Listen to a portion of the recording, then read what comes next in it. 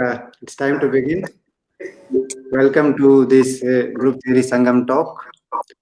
Our speaker today is Dr. Mahendra Singh, a professor of mathematics at IISER Mohali, and he is going to speak on automorphism groups of Coxeter groups. Dr. Mahendra Singh, over to you. Thank you. Am I audible?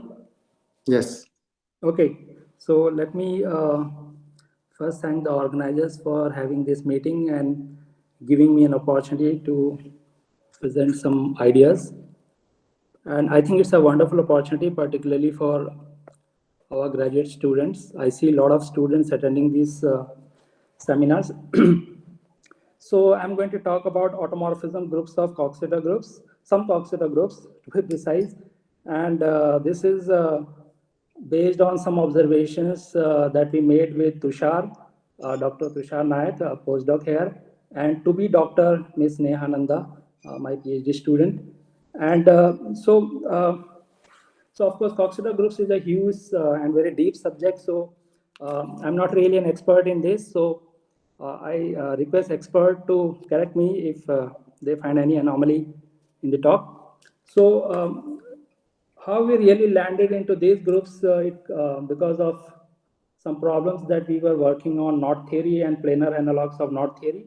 And then there were this nice class of right angle Coxeter group that popped in, and we started exploring their algebraic, started seeing what properties, group theoretic properties they have that might be of interest to us from topology point of view.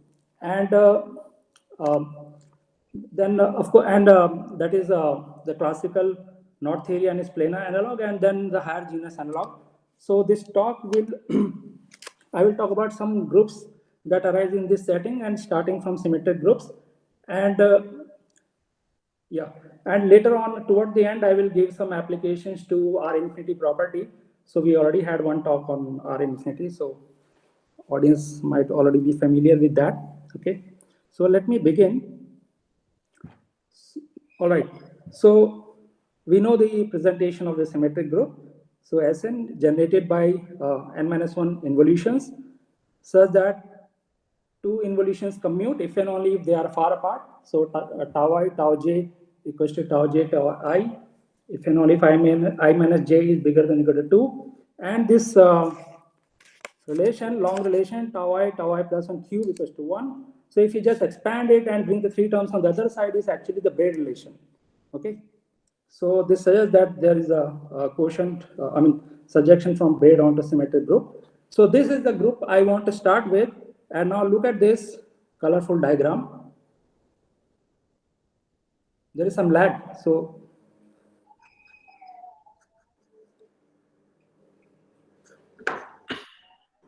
can you see the next screen?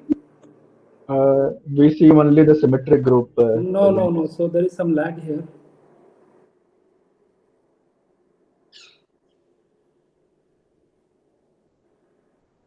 Yeah, there's some problem. Yes. Oh, I think it's taking too much time. Yeah. Yeah.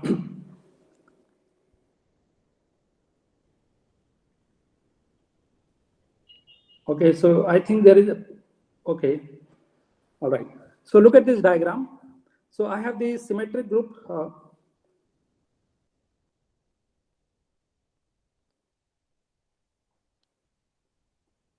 Okay. So there is, I can't see the screen properly. Okay, so let me continue and please tell me if you are not able to see it. So we have the symmetric group. And then, so recall from the presentation of the symmetric group, we have three kind of relations. So you drop these relations one by one, first one at a time and then two at a time. So if you forget the involution one, what you get is the Artin-Braid group. Okay. And if you forget the Braid relation and leave only the involutory part and far commutativity, then you get this group Tn, what I call the twin group. And this is a group of interest from topology point of view. It's sort of planar analog of the Artin-Braid group. And then if you forget the far commutative relation, then you have a Coxeter group with this braid relation, the long relation, okay, that I'm using very ad hoc notation, so expert may please excuse me. So I'm using this ln for this group, okay. So it's a Coxeter group and this exponent is 3, so I call it auto Coxeter group. So I'm going to define the Coxeter groups and Artin groups slowly for the benefit of students. So this is just to give you what I'm going to talk about. And then again, among Tn and Ln, you see that involution is a common relation. Of course, I mean, yeah. So if you even, yeah, so if you forget the other relation, what you get is a universal Coxeter group. Okay, and similarly in the other setting, if you forget the common relation between Tn and Bn, which is Farr commutativity, the second relation in symmetric group, you get a group. This is a right angle Artin group, okay? And if you forget the other relation, you get some Artin group, okay? So it has a braid relation, but no other relation. So these are the groups, this diagram I am concerned with. And so I'm going to talk about their automorphisms and some other properties and some generalities on Coxeter groups to my knowledge, and later on some application to twisted conjugacy, okay? So let us continue. Yeah. Okay, so what is a Coxeter system? A Coxeter system is a pair WS consisting of a group W together with a set of generators, which I denote by Wi, and my indexing set here is finite, so I'm taking finitely generated Coxeter groups, and having relations only of this type, okay? So these are the relations. So Wi, Wj to the power, this exponent Mij is 1, where Mii I set as 1, so that means each generator is an involution. And Mij is same as Mji for I not equal to j, okay? And that is bigger than equal to 2.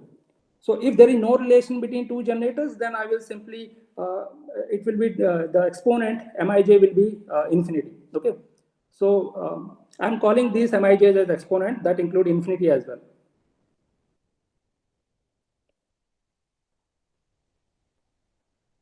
All right.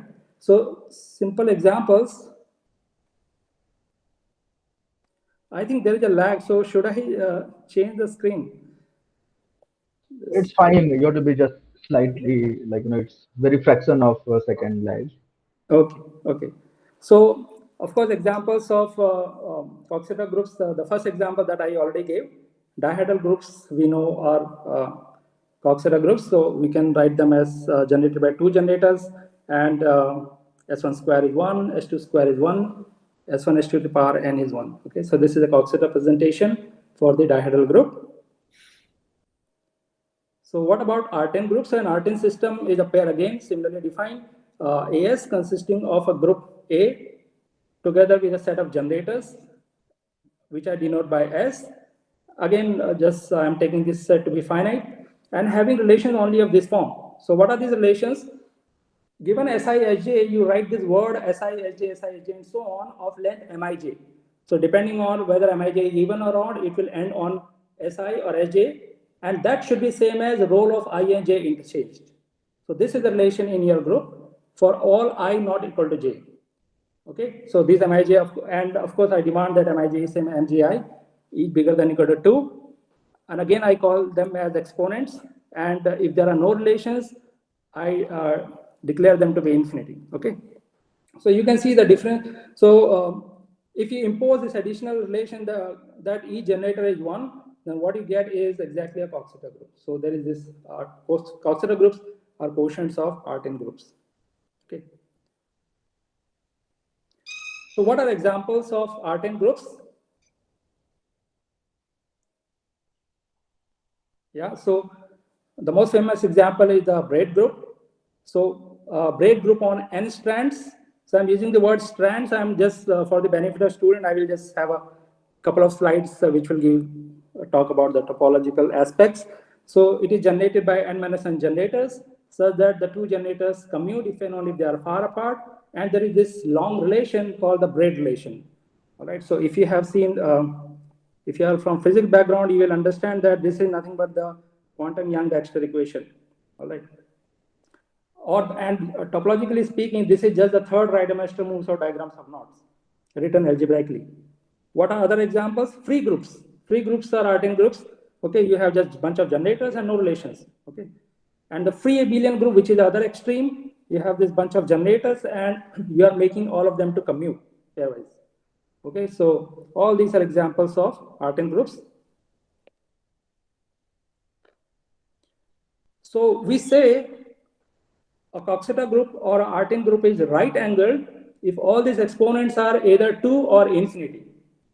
Okay, so the reason there is a reason for that, because if you look at the geometric aspect, classical geometrical meaning of Coxeter groups, then you see that the Coxeter group is generated by the reflections along the hyperplanes orthogonal to the generators. So if you consider the vector space spanned by the Coxeter generating set, and if you look at the hyperplanes in the Rn, where n is the size of the set S, orthogonal to the generator Vi, then the reflection around that is exactly can be seen as the geometrical meaning of this. So that's why this, so Mij will correspond precisely to that right angle reflection.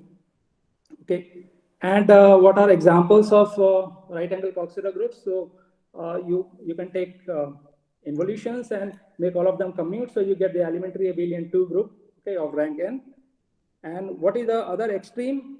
You take bunch of involutions and that's it, no relations.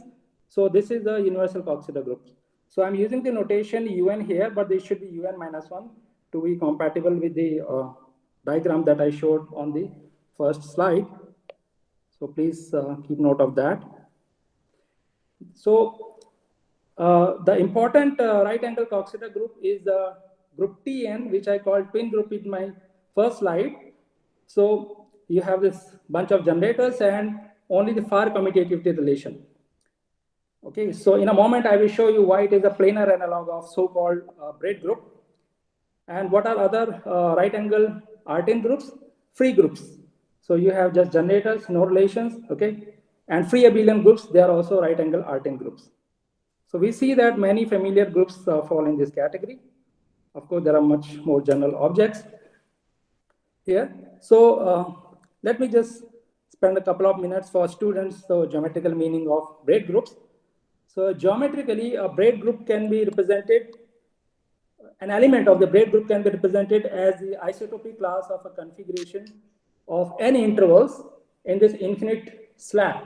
So you take R2 and thicken it with the interval 0, 1 and mark n points on the top slab R2 cross 1, n points on the bottom slab R2 cross 0, and let this n free flowing strings from top points to the bottom points. These strings could start from the point I on the slab R2 cross 1 and end on any other point J on the bottom side.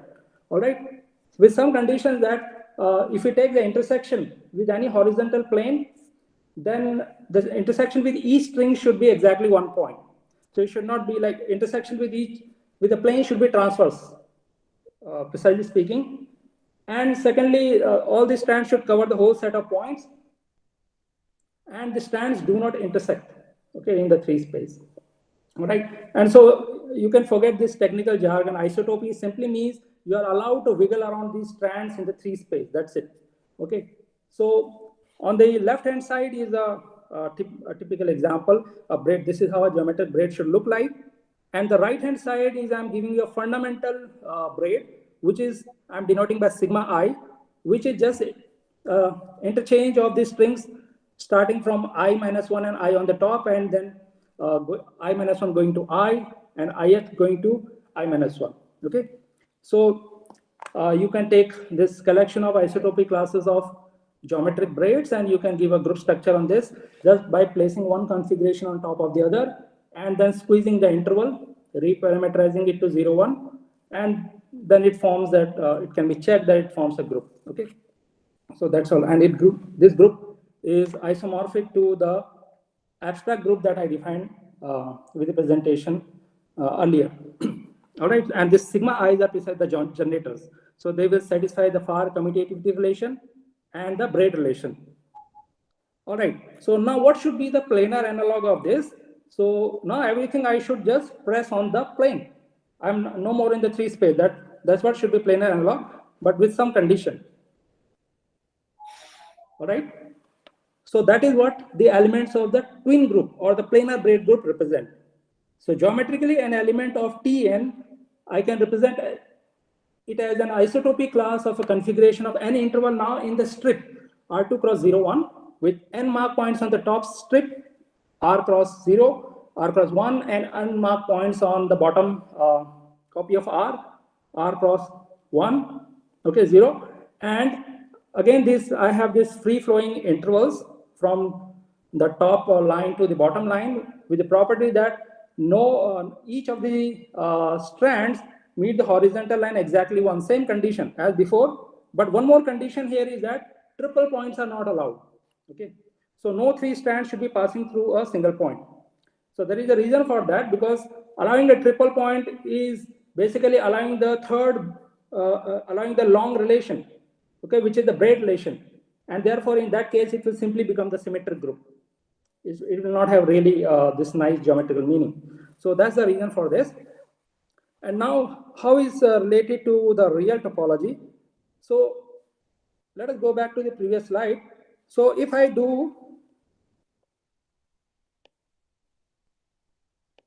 close up these strands and so on in the 3 space, what I get a link in the 3 space. And that, so you can see that every braid gives rise to a geometric object, a link or not, in the 3 space, which is a subject in its own, right? So similarly, planar analog, one can do something similar. I can define the closure of, I call these planar configurations as planar braids or twins for convenience. Okay, so yeah, slides are not moving. Yeah. So I could just close it up like this, so on. But now you will be asking me a question that how can I really close them on the plane? There are 2 ways to close, and I'm not allowed to have triple point. So I'm not closing it on the plane. I will close it on the 1-point compactification of the plane. So that will be a configuration on the 2 sphere. So what I will get is a collection of immersed circles where I'm allowing them to move freely on the sphere, but without creating a triple point. Okay, and this can be thought of as a planar analog of classical, planar analog of the classical knot theory. And so let me go to the last slide on topology that will summarize everything, and then we'll move on back to group theory. So the thing is, if you take this union of all the braid groups and go modulo certain equivalence called Markov equivalence, then this is in bijection with the set of isotropy classes of links in the 3 space, equivalently links in thickened 2-dimensional sphere. This requires some check, but it's not, you can believe it. And if you do the same construction for the twin group, union of these twin groups and go modulo appropriate Markov equivalence, then this classifies isotropy classes of immersed circles on the 2 sphere. Okay, and in fact, one might wonder why we are restricting only to the 2 sphere. In fact, there is a higher genus analog of all this construction. So I will certainly not go into that. So yeah, so let us now move on to our group theoretic discussion. So there is a natural map from this twin group to the symmetric group, which sends the generator SI to the transposition I plus 1. Okay, so remember, twin group is a configuration of intervals mapping ith point on the top line to the jth point on the bottom line. So you have this permutation of these mark points. Okay, so in particular for generator, SI will go to the transposition I plus 1. All right, and the kernel of this is the so-called pure twin group, analogous to the pure braid group, which is a well-studied object. And it turns out that structure of this group is very difficult to describe. So I have drawn for you a non-trivial element in this group. So here, if you cut it down here, you get SI, and if you cut down on the second line, you get SI plus 1, and that I have repeated 3 times. Okay, so you see that the permutation that I am getting, underlying permutation, is just the identity permutation. All right. So this is an element of the pure twin group, and it is non-trivial. As you can see that if I want to straighten these strings up, I will have to create triple points, and that I'm not allowed to do. Okay. So this is a non-trivial element. In fact, it's an infinite order element. And this, in fact, this kind of generators, these kind of pure twins will generate the group. But complete structure doesn't seems to be known. There are some results. So let me just state them for you. So the pure twin on 4 strands turns out to be free group of rank 7. It's an observation with Valery Bardakov, myself, and Andrei Vesnin. And we use basically the Reidemeister-Schreier method and do the computations. We had some other topological results, but I will skip that. And the pure twin on 5 strands is a free group of rank 31. It's a pure twin on 6 strands is a huge group, free group of rank 71, free product of 20 copies of free abelian group of rank 2. Okay, and the basic idea in each of these is the Reidemeister-Schreier method, but they have used more geometric analog of the Reidemeister-Schreier method. And we believe that in general, PTN should be a right angle Artin group, but we don't know how to go about this. And the difficulty is that the exponent, the rank of this group really grows exponentially, and that we know because we know the homology of this group. Okay, because PTN is actually a configuration space of complement of triple diagonals, so homology is known from topology point of view. But finding that it's a right angle Artin group seems difficult at this point. All right. So now let us move on to the topic of the talk, automorphisms of these groups. So let us look at the picture again. So we have the symmetric group and all these various groups sitting over it. So of course, we know the automorphism group of the symmetric group dating back to Holder. We know that all automorphisms of the symmetric group are inner. And of course, the center is trivial, so it is just Sn if n not equal to 2 in 6. And it has exactly one outer automorphism of order 2 for n equal to 6. So I think it's an interesting exercise for student to write down this outer automorphism explicitly. Now we are done with the symmetric group. What about the braid group? So that's of course should be known classically, 1981. So result of Dwyer and Grassmann, they showed that the automorphism group of the braid group is inner automorphism group semi-direct with one out non-inner automorphism which is of order 2. In fact, this non-inner automorphism is basically just the inversion. Send E sigma I to sigma I inverse. All right. And this I'm writing semi-direct. That means that the natural short exact sequence actually splits there. Okay, so the sequence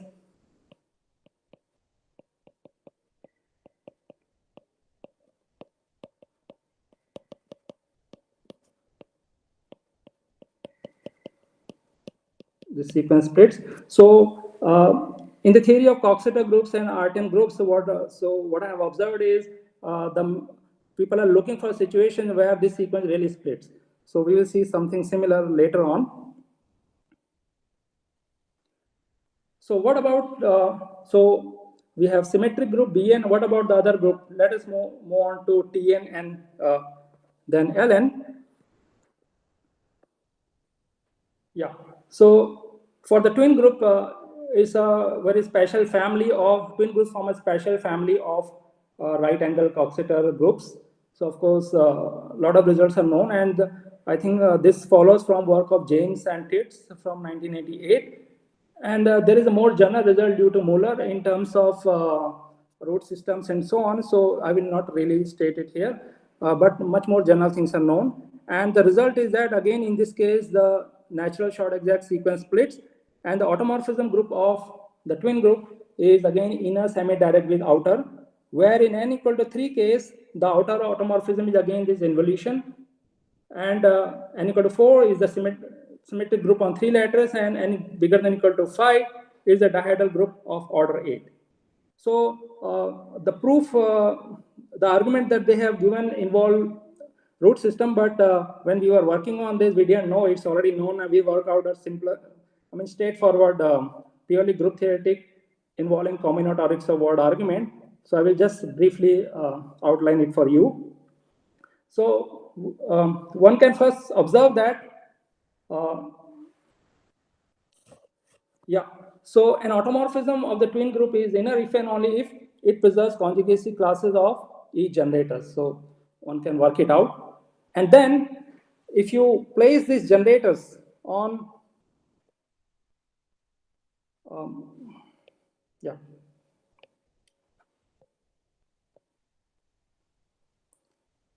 The second automorphism, psi, is we send Si to Si minus Sn minus I. Okay. So if you look at the graph of the Coxeter group, which I will define later, then it's just a reflection along that in that graph. And for 4, you have this. You can define this automorphism alpha like this, some kind of transaction. And for bigger than or equal to 5, you have some analog of psi, but in the case for the generator S3, you need some little tweak. Okay, and it turns out that all these maps actually extends to non-inner automorphisms of the twin group, and that's all. And in fact, psi and alpha will generate the symmetric group, okay, and beta and psi will generate the dihedral group. So this is the argument for this, the twin group, automorphisms of twin groups. So now we move on in that diagram. So I'm repeating that diagram for you again and again, okay, because the whole talk is based on that. So we know the structure of the automorphism group of Tn. We know the structure of the automorphism group of braid group, of course, symmetric group. So what about this group Ln? So here is the presentation of the group Ln. So this is again generated by n minus 1 involutions, and this long relation, which if you rewrite is nothing but the braid relation. Okay, so this group actually falls in a special family of Coxeter groups called the odd Coxeter group, because the only finite exponents are all odd. Okay, so what we will do is we will consider this general family of odd Coxeter groups and with some conditions, and we will see what happens there. So let me recall some terminology from Coxeter groups. Okay, graph. The main technique involved here is the Coxeter graph. Okay, so suppose WS is a Coxeter system, and then one can associate a graph to this, which I denote by gamma sub WS. So it's an edge label graph where the vertices is the set of generators, or equivalently the index set of the generators, and there is an edge between them if and only if the exponent between I and j is bigger than or equal to 3. All right, and of course I put the corresponding weight on the edge. So for example, if you take W to be the twin group and take this Coxeter generating set that I took in the preceding slide, then the graph in that case is just looks like this. And you can observe that in this case, because I'm ignoring the exponent 2. So that means if the graph is disconnected, if and only if your Coxeter group is a direct product of standard parabolic subgroups. So parabolic subgroup, I simply means subgroup, the Coxeter subgroup generated by subsets of the Coxeter generating set S. Okay,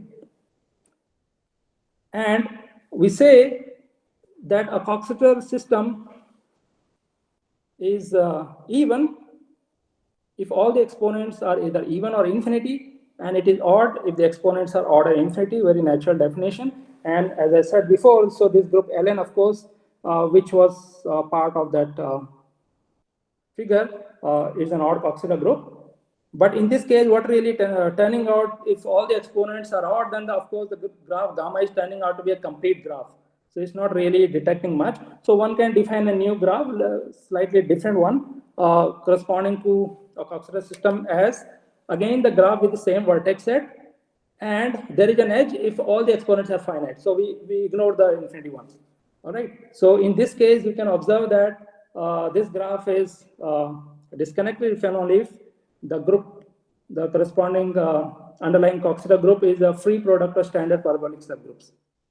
Very elementary observations.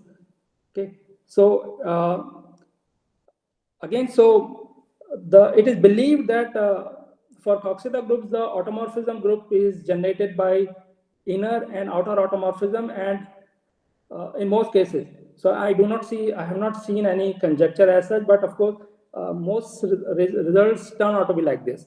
So it's the same paper of Tits I'm mentioning here again. So it shows that if W is a right angle Coxeter group such that the graph has no triangles, then out W must be finite. Okay. So as you can see in case of Tn, there are no triangles. Of course, in that case, out W came out to be finite. Okay. The involution cyclic group of order 2, symmetric group on 3 letters, and dihedral group of order 8. And slightly more general result is due to Howlett, Rowley, and Taylor from 1997, where they showed that if all the exponents are finite, then out W must be finite. Okay. So of course, techniques in these groups involve,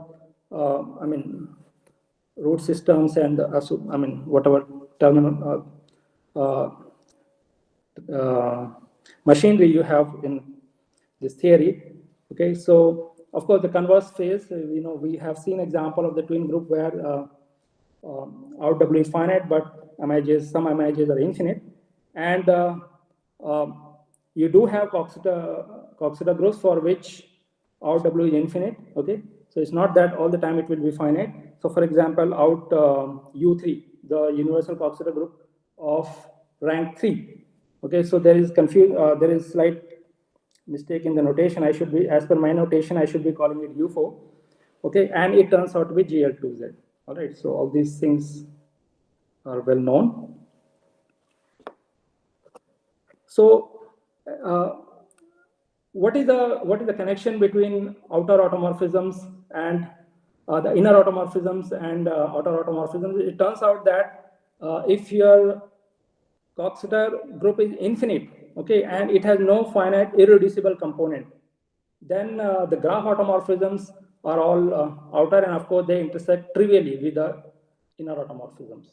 Okay, so here by irreducible component, I mean if you look at this graph, so it doesn't have, if at all it has a component, then it should be infinite. Okay, of course if the group itself is connected and the graph is connected, then there's no need to worry because we are already imposing the condition that the group is infinite. And certainly it fails for finite symmetric group, finite Coxeter groups, as we know for symmetric groups. All right. So the most recent result that I've seen, the most general result that I know is due to Patrick Bahal. He also has a monograph on the isomorphism problem for Coxeter groups. And there one can find a good deal of literature. So what he showed is that if W is an even Coxeter group, okay, so that exponent is more than 2, what are called groups of large type, and the graph is connected, the graph nu is connected. Remember, nu is the graph where we are connecting the edges only with finite exponent. So that the graph is connected and it cannot be disconnected by removal of a single vertex. In that case, you have this complete description of the automorphism group. So it turns out to be isomorphic to the inner direct sum with the graph automorphisms and with an elementary abelian 2 group of some rank, where the rank is determined by stabilizers or vertices. Okay, so the technical condition, so I'm skipping that, but you have a complete description for this kind of Coxeter groups, for even Coxeter groups of large type, with the property that the graph can't be disconnected by removal of a single vertex. So we were, so our group fall in the odd category. We were just wondering what really happens there. So for that, suppose I set this notation. So let tau denote the family of Coxeter groups that admit an odd Coxeter system for which this graph is a tree. Okay, so I'm now considering odd Coxeter groups for which the graph is a tree is very restricted class. Okay, and it's a result of Brady and Mueller and Weidemann. I think I should not be saying 2002 altogether. Maybe there's some gap. But what they showed is that they solved the isomorphism problem here completely, and they showed that 2 Coxeter groups in this family are isomorphic if and only if they admit odd Coxeter systems okay, with the same multi-set of finite exponents. Okay, very neat results. Usually we don't find this kind. Isomorphism problem seems hard, but in this case we have a nice description. We were not really aware that this is known, and we ended up proving it. And then Bernard Mueller, I wrote to Bernard Mueller for his comment, and he said, okay, it's already known. So let me just sketch one argument for this, how to really go about it. So suppose you take two Coxeter groups which are isomorphic here, odd Coxeter groups. Then what you do is compute their commutator subgroups, and using any method, or for example Rademacher-Scherr method, you can show that the commutator subgroups is free product of cyclic groups of the finite exponents, including multiplicity. And therefore, when you take their abelianization, they should be isomorphic. So therefore, the two groups should have the same set of finite exponents. Converse part is little involved. So in the converse part, what we do is we show that any group in this family is isomorphic to a group whose graph is a tree, and then we are done. So one can do it by induction on N. All right. So that is basically one way to do it. Of course, this is known due to them, but one can also do along these lines. So since we know that in this, for each rank, there is this unique group up to isomorphism whose graph is a tree. So we now try to compute his automorphism group. So once we know his automorphism group, so this will answer the so-called more the generalized isomorphism problem, which asks that given two Coxeter systems, find all isomorphism between them. So that is equivalent to you find an isomorphism and then find automorphism group, right? So any group in this family, subfamily of odd Coxeter groups whose graph is a tree, okay, is isomorphic to a group whose graph is a tree. So let me write down a presentation for that group. All right. So consider this group. So I have n generators, involutions, and these exponents Ti's. Okay. And of course, these Ti's are odd, and then they have certain multiplicity. So that is what I have written here. So this Ti is M1, K1 times, and M2, K2 times, and so on. Okay. So one need to now find the automorphism group of this group. And the graph is very nice here. It's just a star graph. So one know the complete graph automorphisms. Okay. And then one just need to check where the amalgamation is really taking place. Okay. So doing that, yeah. So if S denote the set of generators, so W1 to Wn, then one can see that the graph automorphisms of this group, the Coxeter system Ws with the Coxeter generating set S, is actually the symmetric product of symmetric groups, okay, of on symmetric group of K1 lattice times K2 and so on Kn, okay, where K1 to Kl, these are the exponents, right, and that so this K1 are the one which had all the exponent M1. So you can actually permute those edges, right? So those are the only, those are the very visible graph automorphism. Actually, they are all.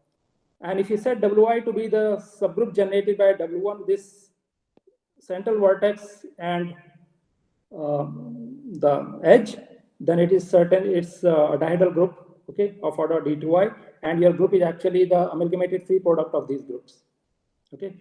So one can really write down the automorphism group completely.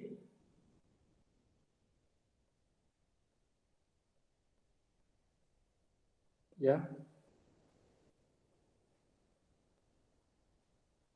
Okay. So what one does is for each generator and each K, which is co-prime to Ti, we can define this map from the group W to W in this fashion. Okay. So if you know a little bit about how to hook up automorphisms for dihedral group, that will help. Okay, and then these automorphisms actually extend to automorphism of the group. Let Ci be the group the set of this automorphism, which is actually a subgroup, and it turns it requires fair deal of computation, but one can show that that's all. the automorphism group consists of these subgroups and is in fact a product of these subgroups. So the main theorem that follows is the automorphism group in this case is inner times this subgroup C, okay, which is actually product of the CIs, and CIs can be thought of as group of units in Z mod Ti, okay, and times the graph automorphisms. So of course, our group Ln also lies in this family. So plugging in, one can directly get the automorphism group of these groups. So this completes the structure of the automorphism group on the diagram that I showed in my first slide. And of course, now there are those extreme other groups that were lying the different with different colors. So universal Coxeter groups, automorphism group of universal Coxeter groups is of course is also known. Again, it's a result of Mueller, and a reinterpretation of that from geometric group theory point of view is a very recent 2021 result of Olga Varghese. And then the other groups, there were, one was a right angle Coxeter, right angle Artin group, and other is an Artin group. So I'm not really aware what is known about this kind of automorphisms of this kind of group. Perhaps it might be known. So I really have no comment on those groups. So now coming back towards the end of my lecture, so I will just give some immediate applications of this topic called twisted conjugacy. So this is an extension, you can think of it in various ways. This is an extension of the usual idea of conjugacy, and its motivation actually stems from fixed point theory and also this twisted Burnside theory, which some people have been trying to define. Basically, if you take we know that in finite group, the number of conjugacy classes is same as number of irreducible representations. Okay, so what one can do is you take an automorphism of the group and you consider the set of equivalence classes of irreducible representations of the group. So then there is an action of this automorphism on this set, in this set of irreducible representations.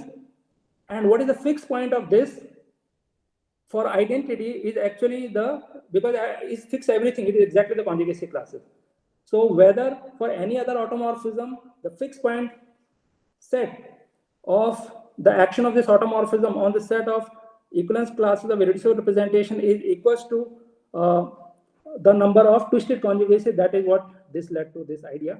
And in fact, I think it is known, of course, for finite groups we know is Burnside theorem, but for infinite groups, some infinite groups, it has been proved. So it's a result of Alexander Fershtein and Robert Hill. So along the same lines, when they were trying to develop this theory, and also another motivation comes from topological fixed point theory, so I will not get into that. And then they conjectured, all right, so let me just briefly define this first. So you say that two elements are twisted conjugated by an automorphism phi if there is a group element such that X can be written as G, Y, phi G inverse. Okay, so you can think it in different ways. So there is an action of group on itself using this automorphism, and you are asking for the orbits. Okay, two elements are phi twisted if they are in the same orbit, and a group is said to have R infinity property if for each automorphism the size of this class is infinite. Okay, so this is called Reidemeister number. So if the Reidemeister number of each automorphism is infinite size, then we say the group has R infinity property. And it's a conjecture of Fershtein and Hill from 1994 that every finitely generated group of exponential growth has R infinity property. So I will not really get into this definition of growth and so on. So you can think of that it's group which contain F2, very loosely speaking. Okay, so that's what has actually propagated a lot of work on twisted conjugacy and trying to figure out which class of groups really have this property and which not. So of course, we know cyclic group, infinite cyclic group. Of course, no finite group will have this property. In fact, infinite cyclic group will not have this property, right? The involution will have only twisted conjugacy of size 2. And in fact, no finitely generated abelian group will have this property. So huge amount of groups are known to have this property, involving many coming from fundamental groups of many manifolds and so on, they have this property. And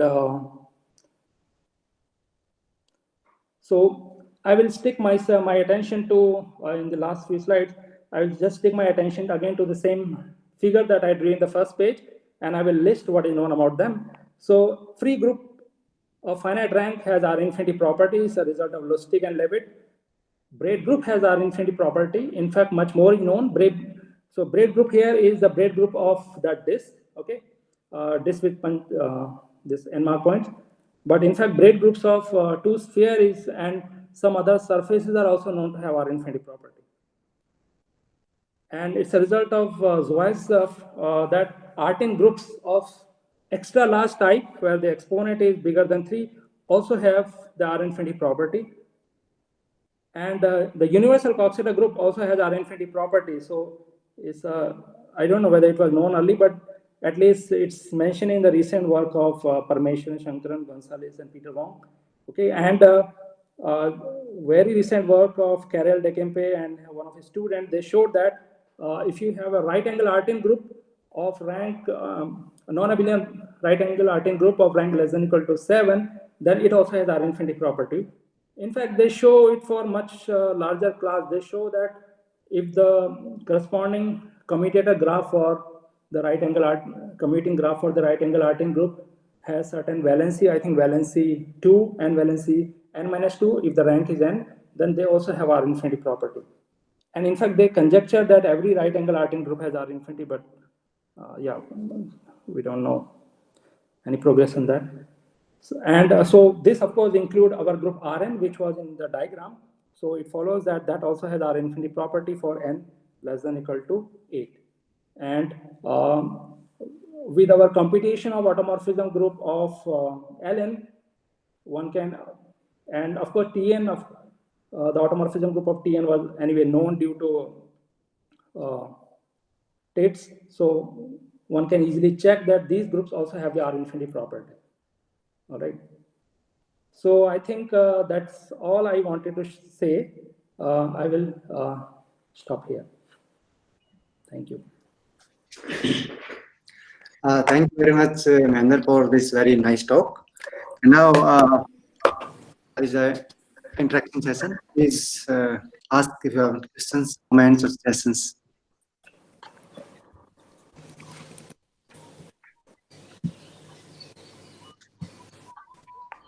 Mahendra, Yes. So I missed the definition of Ln. I came a little late for your talk. Yes. Okay. Can you just show that page? Yeah. So Ln sit here. Yeah. And it's a Coxeter group with only the braid relation. Yeah. So it falls in this family of odd Coxeter groups, very special, where the exponent is just 3. I see. Yeah, so you mentioned work of Olga Varghese. I have been visiting that department regularly almost every year. So there is a PhD student called Niels Leder. So he wrote some thesis on these objects, but I'm not sure whether, because you mentioned something about the automorphisms of Berlin. Yeah. Actually, so they have been interested, because I also don't work in that direction. So what they were looking is whether outer automorphism group of these group has what is called the property T. Correct. Yes. Right. Yeah. Kazan property T. Right.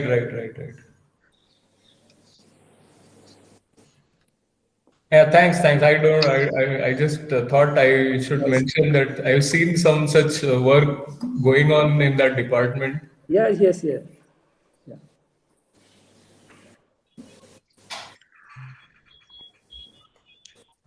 Are there more questions?